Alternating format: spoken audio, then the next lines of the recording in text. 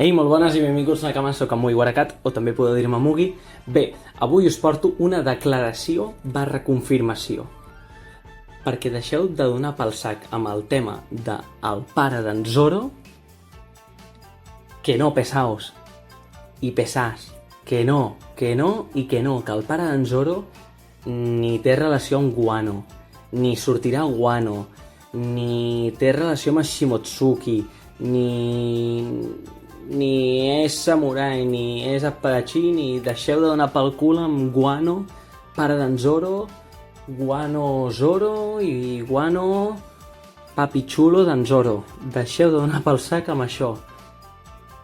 Us vinc a confirmar i a recalcar ja d'una vegada per totes, perquè deixeu ja aquest tema en pau, que el puto pare d'en Zoro és en Gaimon, i a sobre la genètica és que anda que no es nota la genètica, que els dos són un puto cap de molsa. Un puto cap de molsa són els dos.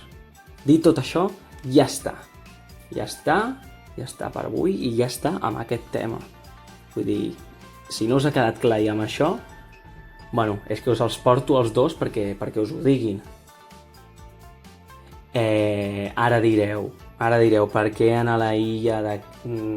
a l'illa del Desto, d'en Gaimon, dels animals raros, no van parlar ni van d'esto. Bueno, en Zoro perquè és un empanat, i a part de que està dormint, no, perquè no se'n recorda, era molt petit.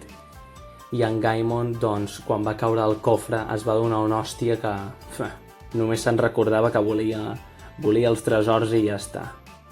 Vinga, deixeu de donar pel sac amb el tema. Adéu-siau.